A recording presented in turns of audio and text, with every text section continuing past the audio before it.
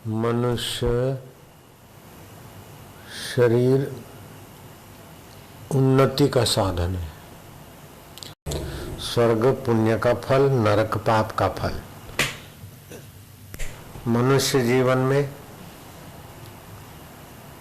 पुण्य पाप का सदुपयोग करके, सुख दुख का सदुपयोग करके आप जितना भी ऊंचा उठना चाहे उठ सकते हैं, जहां पहुंचना चाहे पहुंच सकते हैं।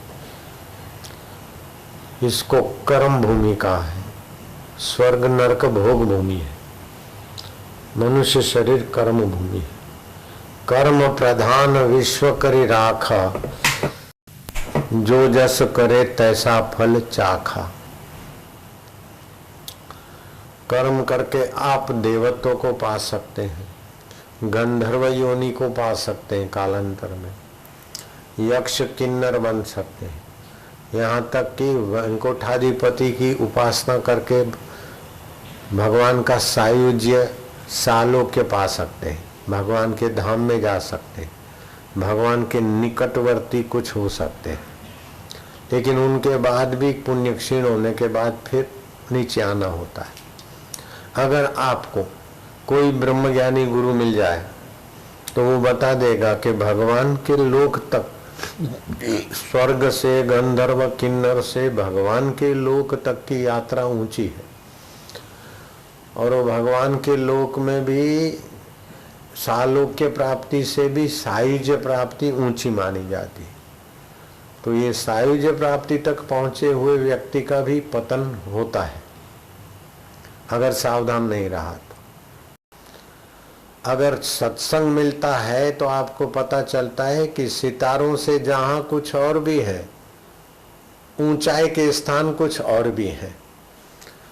तो राम परवाना भेजिया वाचत कबीरा, रोए क्या करूं तुम्हारी वैकुंठ को, जहां साध संगत नहीं हो।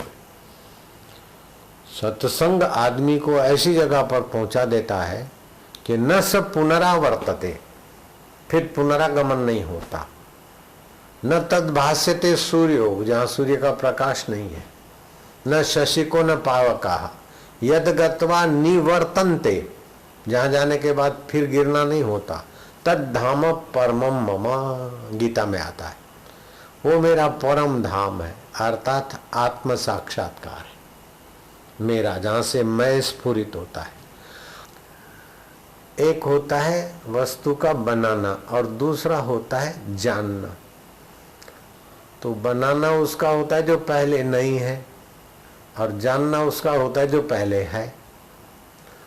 तो जो आत्मा परमात्मा हमारा चैतन्य स्वभाव पहले था, अभी है, बाद में रहेगा, उसको जानना होता है। और मुझे यक्ष बनना पड़ेगा, किन्नर बनना पड़ेगा, देवता बनना पड़ेगा, वैकुंठाधिपति का भक्त बनना पड़ेगा। तो जो बनावट है, बनने में बिगड़ाहट है, जो बनता है वहां रूपांतर है, लेकिन जो वास्तविक है वहां रूपांतर नहीं है, वहां फिर फिसलना नहीं है, गिरना नहीं है। तो भगवान का एक नाम है अच्युत, अच्युतम केशवम राम नारायणम। ये हमारी संस्कृति ने गांव गांव घर घर पहुंचा दिया। जो अपनी महिमा से, अपने पद से, अपनी अवस्था से कभी च्युत नहीं होते, वह अच्युत है। वे अच्युत कैसे हैं? बोले केशव है।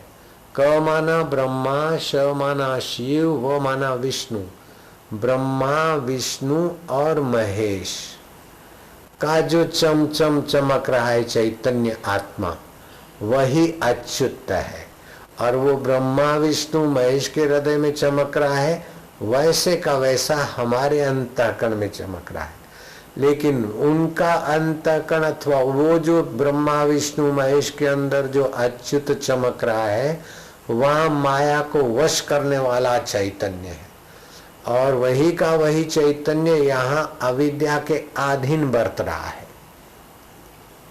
और जीने की इच्छा से अंदर भरा हुआ है। तो इसलिए इसका नाम पड़ा जीव, और वो माया को वश करता है तो उनका नाम पड़ा ईश्वर। तो वास्तव में जीव का चैतन्य और ईश्वर का चैतन्य एक है, लेकिन जैसे राजा भोज और गंगू तेली, वास्तव में मानवता दोनों के एक है, लेकिन राजा भोज के पास जो सत्ता है, अधिकार है, बुद्धि है, योग्यता है, गंगू तेली के पास नहीं है। लेकिन मानवीय अधिकार में दोनों एक है, मनुष्यत्व दोनों में एक है, अंतरात्मा चेतन में दोनों एक है। अब गंगू तेली अपना तेलीपना छोड़ दे, अपना तेली पद छोड़ दे, मैं गंगू तेली हूं ये छोड़ दे, राजा भोज अपना राज्य पाट और राजापना छोड़ दे, तो तत्व रूप से दोनों एक है। ऐसे ही जीव अपना जीवत्व का अहम छोड़ दे और ईश्वर अपना ईश्वरत्व का प्रीति पूर्वक भजते जो भक्त, तो वो ईश्वर का ईश्वरत्व का अहम होता ही नहीं, तो जीवात्मा और परमात्मा एक हो जाते। इसीलिए बोलते कि आत्मा परमात्मा एक है। तो जीव को मनुष्य जीवन में कितना उन्नत होने की संभावना है। विवेकानंद कहा करते थे, वो अपने घर का नहीं कहते थे, शास्त्रों की बात कहते थे कि मनुष्य की योग्यताओं का कोई पारावार नहीं है। वो ऐसी इतनी सारी योग्यताएं कि बड़े दुख के साथ कहना पड़ता है कि मनुष्य ने करोड़ों वर्ष हुआ धरती पे आता जाता है, लेकिन आज तक अपनी महिमा को पूरा नहीं जाना है। लाखवां हिस्सा जो विकसित कर लेता है अपनी योग्यताओं का,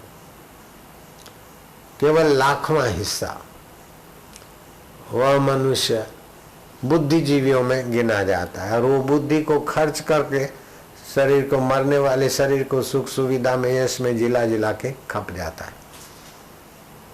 अगर सत्संग मिले तो मनुष्य अपनी महिमा को जाने, तो उसे पता चलेगा कि इंद्र पद भी मेरे आगे नन्हा है, बोना है।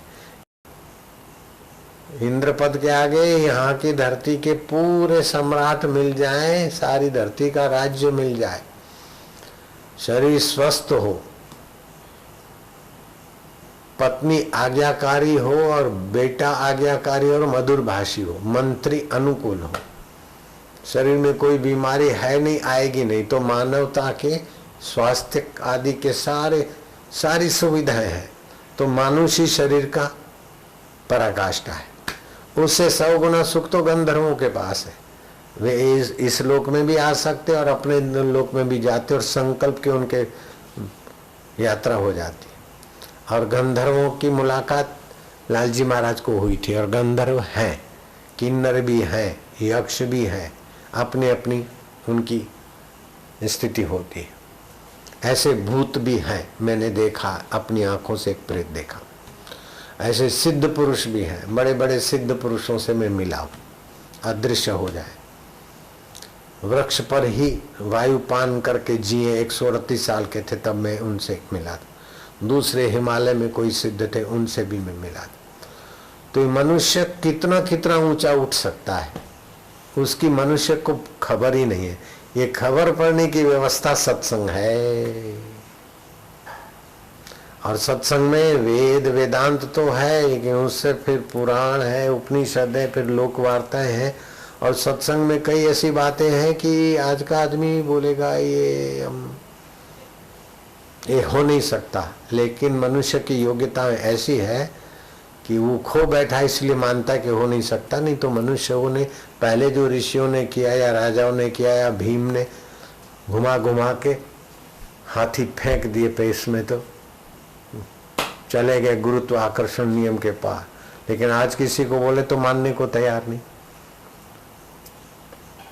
मानसु ग्रंथ में लिखा है कि वो सोलर सिस्टम से तेज गति से भागने वाले जहाज थे, और भगवान राम का पुष्पक विमान 1 करोड़ बंदरों को उठाकर वहां लाया। और शाल्व नगर, राजा शाल्व अपने एक बड़े यान में ही अपना नगर बसाया था और वो उड़ान भर सकता था, कर दिया। तो ऐसे ऐसे कई विकास हुए। फिर विकास दिखते नहीं, समय पाकर बनता है, दिखता है और बदलता है।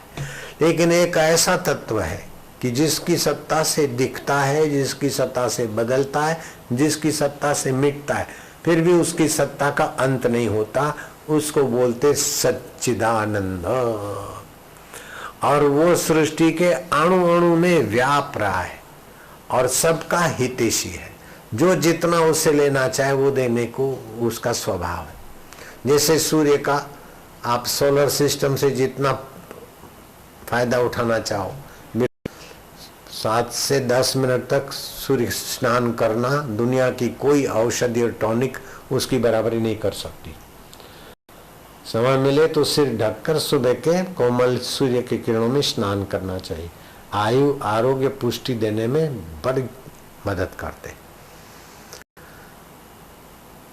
तो कुल मिलाकर एक ऐसा तत्व है कि जिसके निकट तुम जितना भी सूझबूझ के ऊंचाई को छूने वाले महापुरुष और उनके सत्संग में जाते हो तो इतनी तेजी से उन्नति हो जाती है कि आप कल्पना नहीं कर सकते।